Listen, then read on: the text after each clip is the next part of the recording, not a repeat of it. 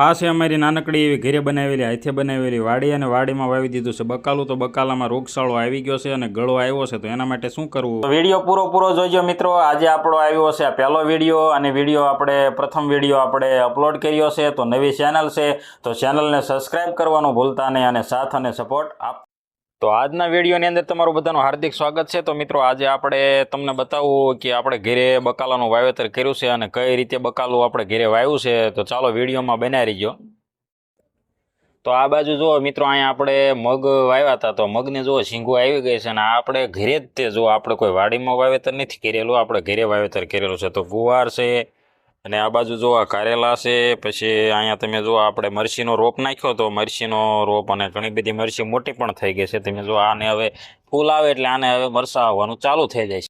અને આ બાજુ અહીંયા તમે જો ભીંડો વાવ્યો છે. ભીંડો પણ ઘણો મોટો થઈ ગયો છે, સરસ મજાનો. અને હવે ભીંડાને શીંગું પણ આવવાનું ચાલુ થઈ જાય છે. હવે ભીંડાને ફૂલ તો આવી ગયા છે. અને આ બાજુ તમે જુઓ કે અહીંયા ઘણી બધી તુર, ભીંડો અને ઘેસોડા છે, આ કારેલા છે, ઘણા બધા આપણે કાકડીના વેલા પણ નાખેલા છે. તો આવી રીતે આપણે ઘરની પાછળ જગ્યા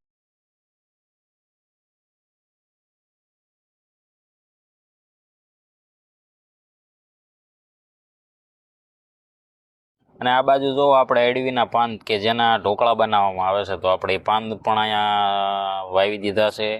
અને આ બાજુ જુઓ ભીંડો છે, સામે ઘેસોડા છે. અને આપણે એક સમજાતું નથી કે આપણે ગુલાબના જે દાંડલી લાવી અને ગુલાબ જે આપણે છોડ રોપવાની કોશિશ કરવી છે, પણ ગુલાબ એક થતું નથી. તો એનું કારણ શું હોઈ શકે? તો કોઈને ખબર હોય તો કોમેન્ટ કરજો.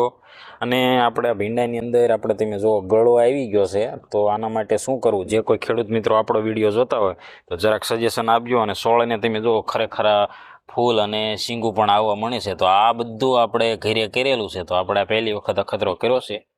આ બાજુ તમે જો અહીંયા ગળો આવી ગયો છે. તો આના વિશે કંઈ ખેડૂત મિત્રો જે કોઈ વિડીયો જોતા હોય તો કોઈને ખ્યાલ હોય તો કોમેન્ટ કરવાનું ભૂલતા નહીં. તો આના માટે શું કરવું અને આના માટે કઈ દવા ઉપયોગી થાય છે?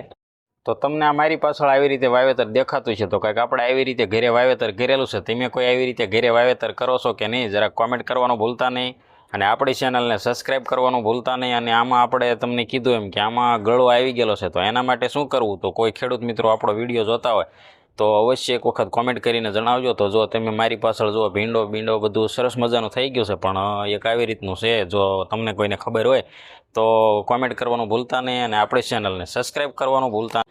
તો આજે હતો શુક્રવાર ને આપણે અહીંથી રજા. તો બોટાદની અંદર શુક્રવારે હીરાવાળાને હોય છે. અને આજે તો બોટાદની અંદર થઈ ગયું છે વરસાદી વાતાવરણ. આજે કાળા ભમર વાદળો નીકળ્યા છે, પણ વરસાદ નથી, પણ વરસાદી વાતાવરણ થઈ ગયું છે ઠંડા પવન સાથે અને સરસ મજાનું.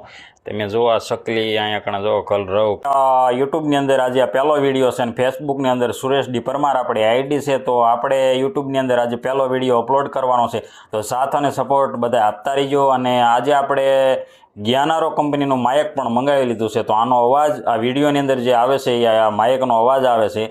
તો અવાજ તમને કેવો પરફેક્ટ સંભળાય છે જરાક આના માટે પણ સજેશન આપતા.